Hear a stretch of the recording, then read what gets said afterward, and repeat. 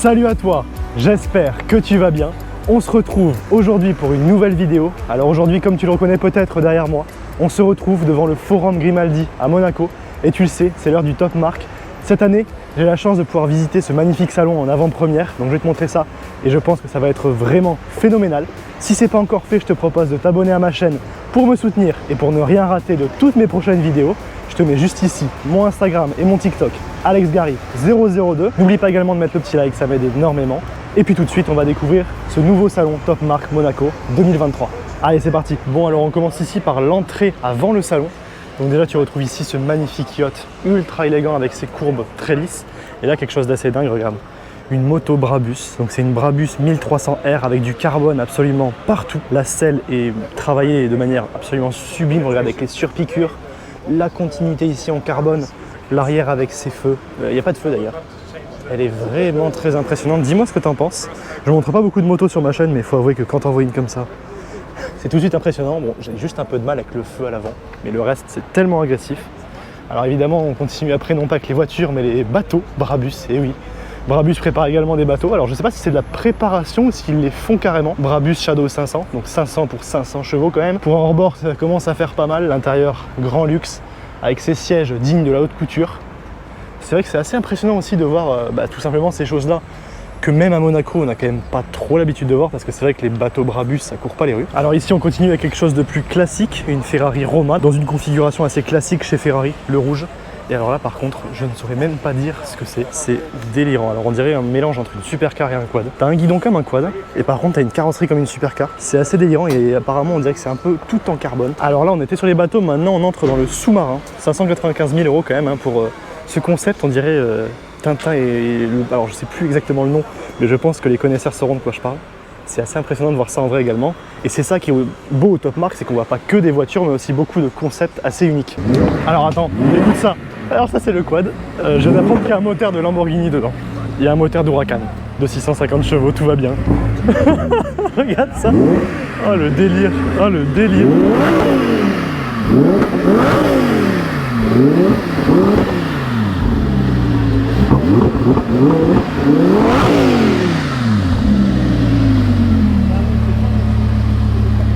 Oh là là là là. Bon bah très bien, ça c'est tout simplement un quad avec un moteur d'Huracan pour 1 million et quelques il me semble. Tout en carbone, c'est en fait encore plus délirant que ce que je pensais. Bon allez c'est parti, on va visiter l'intérieur du salon. Bon allez c'est parti, on descend pour le premier étage. Comme l'année dernière d'ailleurs, je te mets la vidéo juste ici. Et ça manque pas de pépites, regarde ça.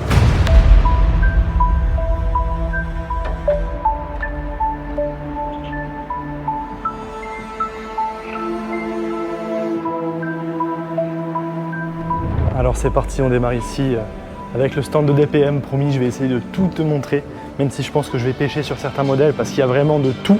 Alors ici on commence du coup avec un duo de Porsche très sympathique. L'ancienne, une Speedster, et à côté une sublime GT2 RS dans une configuration blanche. J'en avais jamais vu une blanche et il faut avouer que ça lui va merveilleusement bien avec les étriers jaunes. C'est tellement beau et puis cette voiture encore une fois représente tout ce qu'est une voiture de sport et de course en fait. C'est quand même l'ex-reine du Nürburgring, indétrônée pendant un sacré moment. Et il a fallu tout de même une voiture avec un moteur de F1 et des technologies de F1 pour la détrôner. Une voiture vraiment très désirable, surtout dans cette configuration-là. Et d'ailleurs, j'attends avec impatience la 992 GT2 RS qui devrait être d'une bestialité sans nom. Alors ensuite ici, bon tu m'excuseras si je ne connais pas tous les modèles en ancienne, j'avoue qu'en fait je préfère ne rien dire plutôt que de dire des bêtises.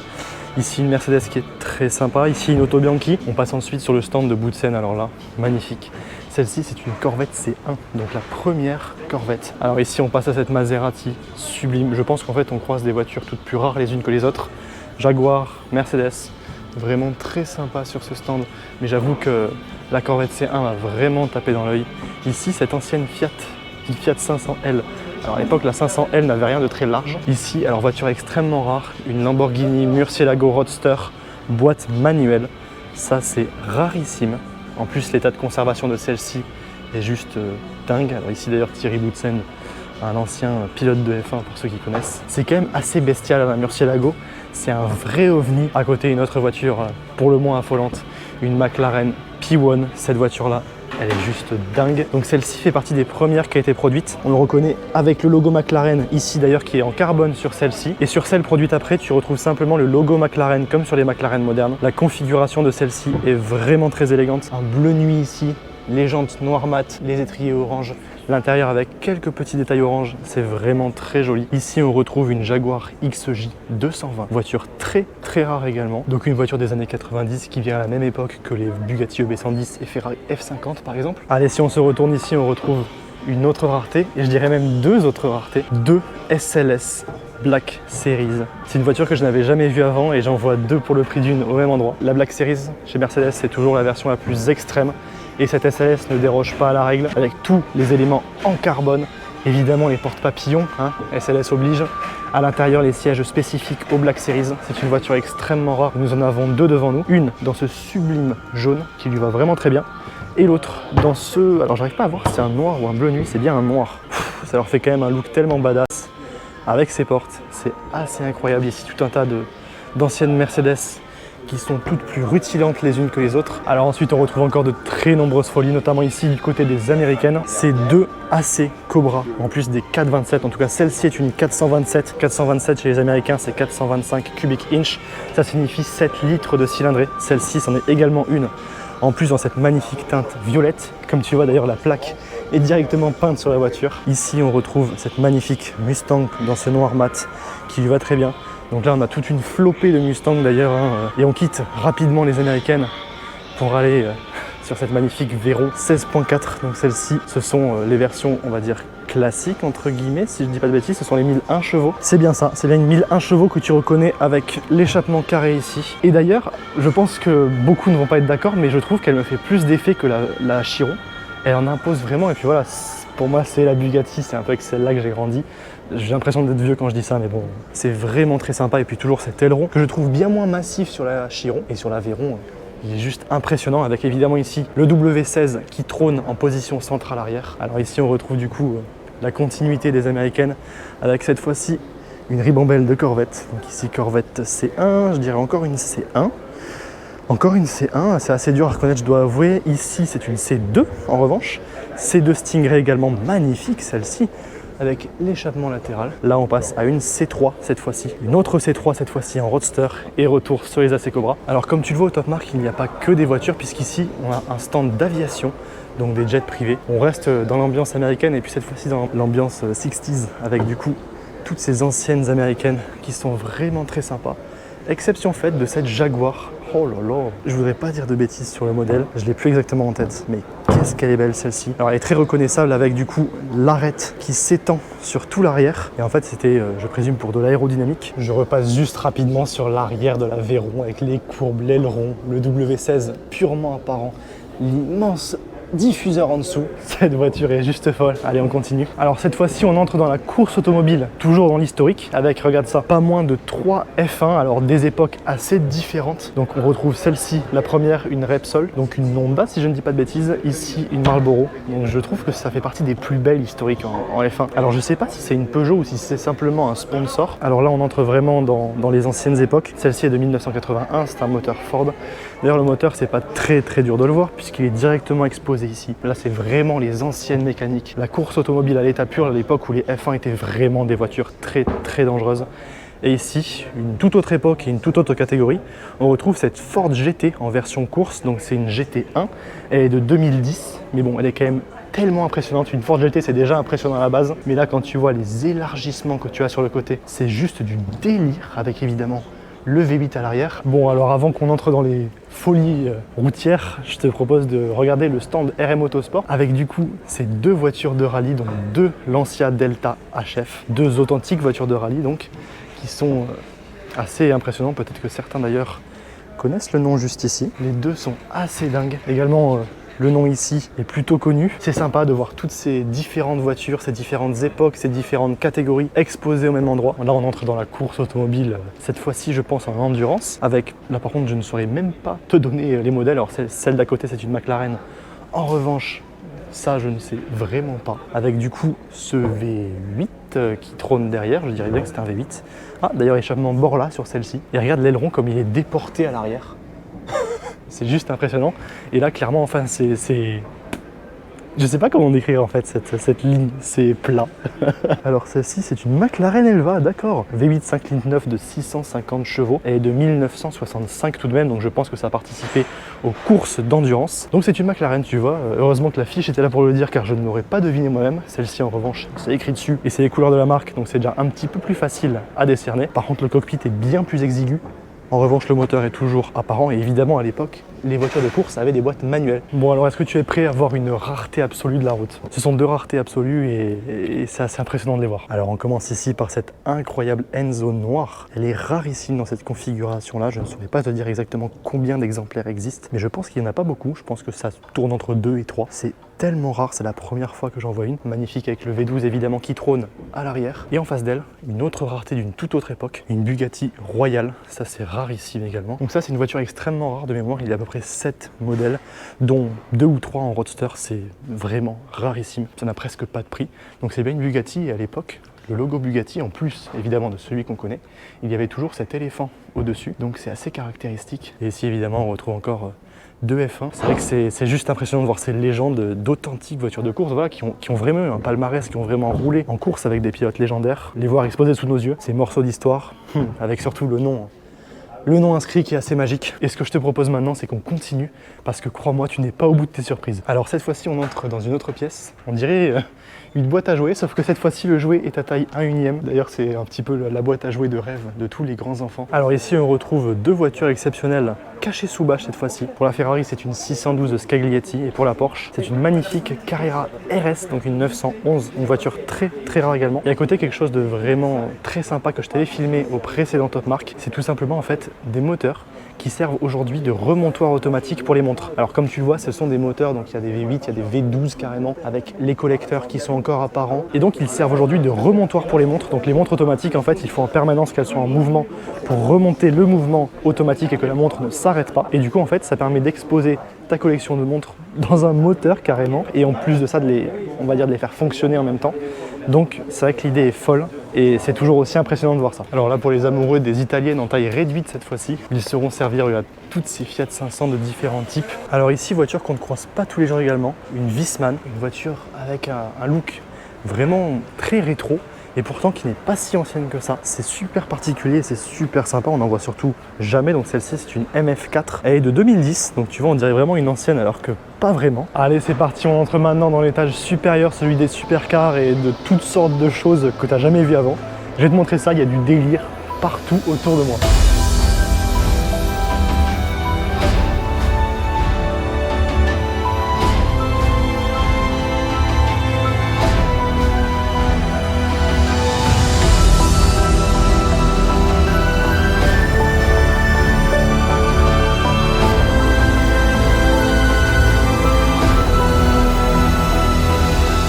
Alors là, une voiture que tu peux connaître puisque je te l'ai déjà montré sur ma chaîne YouTube lors du salon de l'auto à Paris. C'est une Cid Babieca, donc une voiture comme ça, une barquette avec les sièges en carbone, une boîte manuelle et surtout un V12 à l'avant. Ici, on retrouve, là pour le coup, rien à voir avec une voiture. On dirait un concept tout droit sorti de Mars. C'est vraiment délirant, c'est en ça que je te dis qu'il y a vraiment de tout au Top Marque à Monaco. Ce qu'il y a également beaucoup à Monaco, ce sont des voitures que tu n'arrives même pas à nommer car tu n'en as jamais entendu parler. Et ça va être beaucoup le cas, je crois. Alors ici, on retrouve apparemment une Picasso automotive. D'ailleurs, tu as les moteurs, les blocs qui sont déjà juste ici. Et regarde un petit peu le design que c'est. On dirait une voiture de course, elle est assez impressionnante. Encore une fois, une voiture dont j'avais jamais entendu parler, avec du travail absolument partout. Cette ailette en carbone qui ressort, l'intérieur vidé avec un volant course, l'aileron qui est juste massif avec cette arête qui arrive jusqu'à l'arrière. La taille du diffuseur, je crois que j'ai jamais vu un diffuseur aussi gros. Ici, on entre sur une marque un petit peu plus connue. On entre sur le stand Brabus. Alors ici, on a Brabus classique, car Brabus fait également de la restauration. Et ici, une voiture qui est vraiment très appréciée, je crois. Celle-ci, donc, c'est une AMG GT 63 à la base, mais c'est une Brabus 930 pour 930 chevaux. Donc, c'est du délire, hein, clairement, pour une berline. Ici, un deuxième exemplaire de la moto que je t'ai montré à l'extérieur, avec le casque tout en carbone qui va avec. Ici, un G préparé par Brabus. Donc évidemment, celui-ci, c'est le plus gros, c'est le G900. Juste du délire, je crois qu'il n'y a que très peu d'exemplaires dans le monde. Évidemment, encore une fois, si je dis des bêtises, n'hésite pas à me l'indiquer. Waouh, j'ai vu une folie à côté de moi, mais je te vois deux fois. C'est trop, attends, tu vas voir. Du coup, revenons vite fait sur ce G900 avant que je fasse un... Oh là, non, en fait, non. En fait, ce qui est embêtant ici, c'est qu'à chaque fois que tu tournes la tête, j'avais pas vu en fait. J'avais juste pas vu. C'est bon. Attends, juste, je fais un petit tour. Laisse-moi faire un petit tour histoire de me préparer psychologiquement à ce que je vais te montrer. Ok. Ok, c'est fou. C'est fou. Bon alors, du coup, Brabus prépare également maintenant des Taycan, des électriques, et oui. Alors celui-ci, je serais curieux de savoir à quelle puissance ils l'ont porté, puisqu'à l'origine, on est déjà à 760 chevaux. D'ailleurs, j'en profite pour montrer l'arrière de la 830 et du G900, et tu as peut-être vu ce qui m'a fait réagir fortement juste derrière. Alors ici, encore une fois, le stand Brabus classique avec des restaurations sublimes. Je sais pas par où je vais commencer dans les folies. Allez, on va rester sur ce côté-là. Bon, est-ce que tu es prêt? Assieds-toi. Boum. Koenigsegg Regera. En plus, dans cette configuration-là, alors celle-ci a l'inscription Loki sur le côté, elle est juste délirante. Regarde ça. La configuration violette, carbone exposé, c'est assez incroyable. Regarde ça. C'est délirant cette voiture. Alors pour rappel, une voiture qui n'a pas de boîte de vitesse, c'est un variateur, comme un scooter exactement. Donc de 0 jusqu'à 400 et plus km/h. Tu es sur une seule vitesse, c'est vrai que c'est assez délirant. Regarde juste cette configuration, elle est folle. Et à côté, tu retrouves d'ailleurs une autre Koenigsegg. Tu retrouves ici la version familiale, donc la familiale dans l'esprit de Koenigsegg. C'est assez particulier, c'est la première fois que j'en vois une au même titre que la Regera. Celle-ci donc c'est une Gemra, donc une 4 places Koenigsegg de 1900 chevaux, si je ne dis pas de bêtises, tu vois, il y a bien 4 places. Mais évidemment, on met des portes bien insolentes, c'est du grand délire. Celui qui achète ça en guise de familiale est soit fou, soit un grand génie, et je opterai plutôt pour la deuxième solution. T'imagines, ça c'est ta familiale, et ça c'est ton hypercar du week-end. Alors ici, une Dallara Stradale, donc j'allais dire un peu plus classique, mais en même temps non, parce que ça reste quand même une Dallara Stradale. En plus, celle-ci avec un covering qui est assez joli, on va dire. Tout vidé sur cette voiture-là, ça c'est vraiment une pure voiture de course. Alors là, une voiture que je t'ai déjà montrée l'année dernière. Ici, c'est une Aspark Owl. Donc si je ne dis pas de bêtises, c'est une électrique. Mais alors là, on entre dans des puissances de 1900 chevaux également, il me semble, ou 1800. Le design est par contre à couper le souffle, comme tu le vois. Du carbone bleu complètement exposé, les jantes bronze. Alors à l'intérieur, du délire. On dirait un cockpit d'avion, donc tu as les jambes plus hautes que le corps. C'est très rare de voir ça dans une voiture de route. C'est assez impressionnant, les sièges sont directement intégrés à la coque. Regarde ça, à l'arrière, l'aileron. Alors là, on retrouve un... Oh là là là, qu'est-ce que c'est que ça encore? C'est un jet ski. Alors déjà, j'ai vu un turbo sur le jet ski, donc ça annonce rien de très raisonnable. Il y a une admission en carbone, enfin, une prépa digne des plus grandes voitures sur un jet ski, ça me paraît un petit peu stupide sur les bords et donc totalement génial. Bon, écoute, Bellassi. Ça a l'air délirant, je ne saurais même pas te dire quelle est la puissance de ce jet ski, mais je pense que tu en as assez pour te faire très mal au bras. Alors là, une voiture, cette fois-ci, qu'on connaît un petit peu plus, la 110R, donc la version la plus radicale de chez Alpine, comme tu le vois avec ce capot en carbone, les jantes carbone également, toit carbone, l'aérokit à l'arrière, à l'intérieur, les sièges en carbone évidemment, donc celle-ci est vraiment allégée, la puissance a été un petit peu rehaussée, c'est vraiment la plus extrême des Alpines. Et c'est vrai que la classique GT à côté paraît presque sage. À côté, on se retrouve chez McLaren avec une 720S. What? Quoi? Alors j'allais dire une 720S, j'ai vu Utano, donc je ne sais même pas ce que c'est. Écoute, assez incroyable, c'est peut-être un préparateur dont je n'ai jamais entendu parler. Bon, alors là, c'est tout simplement une Sian Roadster, on enchaîne les voitures que j'ai jamais vues. Regarde-moi ça. C'est juste du grand délire cette voiture-là.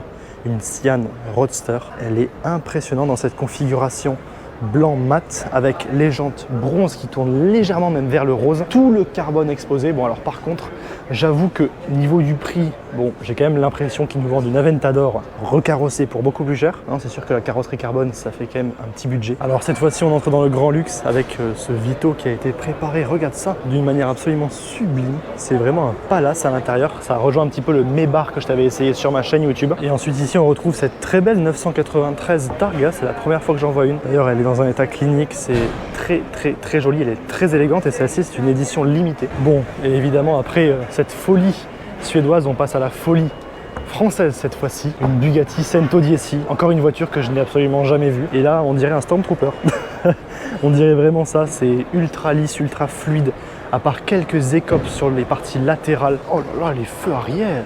Le diffuseur avec les sorties, les mêmes sorties d'ailleurs que la Super Sport 300 Plus, la version la plus rapide au monde. D'ailleurs, laquelle tu préfères entre cette Regera qui est vraiment très élégante et la Cento Dieci qui semble sortir tout droit d'un film de science-fiction? À côté, on passe sur des voitures un petit peu plus connues. Ici, une GT3 Touring dans une très belle configuration. Et à côté, une voiture dont tu vas bientôt entendre parler, une 992 Dakar. Très sympa celle-ci. Alors par contre, contrairement à une autre que j'ai vue. Celle-ci a les sièges baquets carbone, comme sur les 918 Spider. Ça fait partie des délires actuels de Porsche. Donc là, le concept, c'est de prendre une 911 et de la mettre dans des chemins de terre. Donc je pense que c'est juste génial à conduire. Alors ici, un concept que je pense être électrique. En fait, c'est une compacte, mais on dirait par contre que c'est assez sportif. Donc peut-être l'avenir des compacts sportifs, qui sait. En tout cas, j'espère qu'il y a de quoi concurrencer les thermiques actuelles, parce qu'il y a quand même du travail. Ils viennent ici de retirer le toit de la Regera. Regarde l'intérieur tout orange, les sièges, l'écran au centre avec le carbone de partout et toutes ces petites pièces chromées. C'est juste impressionnant. Ensuite ici, on retrouve une représentation des nombreuses concessions de voitures exceptionnelles à Monaco. Ici, ce DBX 707 de la concession Aston Martin avec cette couleur qui est absolument superbe. C'est un gris très pailleté, donc qui ressort vraiment brillant à la lumière. Bon, pour rappel, le SUV le plus puissant au monde, on le reconnaît à l'arrière avec ses 4 sorties d'échappement, cet immense diffuseur en carbone. Au niveau de l'intérieur, comme tu le vois, beaucoup de carbone, mais on reste quand même sur le grand luxe Aston Martin. À côté, on passe chez Rolls-Royce, cette fois-ci on n'est que dans le grand luxe, avec du coup cette Ghost, si je ne dis pas de bêtises, la Phantom est plus grosse quand même. Configuration assez, comment dire, osée à l'extérieur, mais qui lui va finalement extrêmement bien. Celle-ci, c'est une Black Badge. À côté, une autre de ses concurrentes anglaises, cette fois-ci une Bentley Continental GT, dans cette très belle configuration avec ce vert pâle et l'intérieur marron. Le contraste est juste superbe. À côté, la nouvelle McLaren Artura, donc la première McLaren, alors j'allais dire la première, mais non, il y a eu la P1. Allez, la deuxième McLaren hybride, donc avec du coup cette teinte verte qui est très jolie. Et donc un V6 sur celle-ci, en revanche, c'est vraiment le premier V6 chez McLaren. Pareil, la configuration dans ce coloris-là lui va extrêmement bien. En face, on retrouve cette F8 Tributo, jaune avec le toit noir. Vraiment des configurations présentées ici qui sont très jolies. En revanche, alors les jantes noires j'aime bien, mais j'aurais peut-être pas pris ce modèle-là précisément. Mais bon, allez, on va pas se plaindre, il est quand même très jolie celle-ci. J'adore l'arrière de la F8 avec les 4 ferrons. Et ici, la lunette en plexiglas, c'est tellement beau. Alors là, une Mercedes SL 63. À la base, SL, c'est censé vouloir dire sport léger. Ici, on n'est pas vraiment sur du léger, on est plus sur du grand luxe, un coupé luxueux et sportif. C'est quand même très élégant. À côté, une superbe Smart. Alors ici, quelques voitures que tu connais très certainement. On commence ici avec cette Aventador S jaune mat. Tu la connais. L'Urus Performante derrière que tu connais aussi. La Rolls-Royce Race cette fois-ci de chez MS Motors que tu connais également dans ce blanc mat avec les gens blancs d'ailleurs. Et à côté la fameuse RS6 qui fait tant parler d'elle. Et ici deux motos surprises cachées sous bâche. Bon alors là je te file un petit peu plus en détail la bestialité de cette Aventador. L'échappement d'ailleurs qui n'est plus très d'origine, il crache des flammes assez imposantes. L'Urus Performante, très belle configuration noir mat. Déjà que celui de base était très agressif, le Performante n'en parlons même pas. Et cette Rolls avec cette configuration vraiment particulière. Je dirais une configuration un petit peu à l'américaine. Je la verrais bien aux mains de Travis Scott ou ce genre de personnage avec du coup ce blanc mat, le trait orange tout le long. Et à côté du coup cette RS6 qui fait beaucoup parler d'elle. Une RS6 noir mat que GMK fait d'ailleurs gagner en concours. Ça c'est quand même assez dingue. Alors voilà la nouvelle Maserati Gran Turismo. Celle-ci en plus c'est une Trofeo. Je crois que c'est les plus grosses versions d'ailleurs. Et regarde du coup cette nouvelle Gran Turismo. Bon il n'y a pas grand chose qui change. On reconnaît quand même largement la ligne générale. En revanche à l'intérieur beaucoup de modernité qui apparaît avec tous ces écrans. Cet intérieur qui est complètement revu. Et alors ici si tu pensais avoir vu toutes les RS6 les plus agressives, je pense que tu n'as jamais vu cette RS6 GTO. Et elle porte bien son nom puisque regarde, celle-ci est juste folle. Alors déjà on retrouve les fameux échappements ovales sur le côté cette fois-ci. Et à l'intérieur, elle a été complètement vidée. Les places arrière et le coffre ont été retirés au profit d'un arceau. Les sièges Recaro complètement en carbone. Donc là pour le coup celle-ci est vraiment très extrême avec cette livrée là qui lui va juste tellement bien. La calandre a également été modifiée. Ces roues là donc qui sont issues de l'originel Audi Quattro. Et il faut avouer que là c'est clairement impressionnant. Et je serais curieux de voir ce que ça donne parce que c'est même pas un demi-arceau, hein, c'est vraiment un vrai arceau tout autour de la voiture avec ses sièges de folie. Alors là on retrouve ce concept complètement délirant, on dirait qu'il est sorti d'un film de science-fiction. Regarde ça à l'intérieur, c'est juste dingue. Et en face une autre voiture que je t'ai déjà montré, une Aquilon, ici en mode show-off, elle est assez impressionnante. Regarde l'intérieur ici avec du coup tout le carbone, mais surtout ce volant qui semble sorti d'un film de science-fiction. Le carbone avec les écrans au centre et le pare-brise qui plonge jusqu'à la route, cette grosse lame en carbone et les sièges qui sont directement intégrés au châssis de la voiture. C'est assez impressionnant. Avec le toit ouvrant, en plus, on dirait que tu es à l'intérieur d'un avion de chasse. C'est du grand délire. Alors après avoir un petit peu discuté, c'est une Matador MH2, donc une supercar à hydrogène. Celle-ci, c'est une version concept. Elle n'est pas fonctionnelle. Mais le projet, c'est d'obtenir 600 chevaux pour environ 700 km d'autonomie. Est-ce que tu imagines un petit peu? Et puis déjà, le look est juste dingue. Donc t'imagines si dans quelques années, on a des voitures comme ça sur les routes. J'avoue que ce serait assez fou. Bon, et bien j'espère que cette vidéo t'a plu. En tout cas, je me suis encore une fois régalé au salon du Top Marque. C'était juste impressionnant de voir toutes ces beautés réunies. Il y en avait pour tous les goûts, toutes les époques, tout type de voitures et même pas que des voitures. Donc ça, c'était vraiment dingue. Si c'est pas encore fait, je te propose de t'abonner à ma chaîne pour me soutenir et pour ne rien rater de toutes mes prochaines vidéos. Je te mets juste ici mon Instagram et mon TikTok, AlexGary002. N'oublie pas également de liker cette vidéo, ça m'aide énormément. Et puis moi, je te dis à très bientôt pour une nouvelle vidéo. Allez, ciao!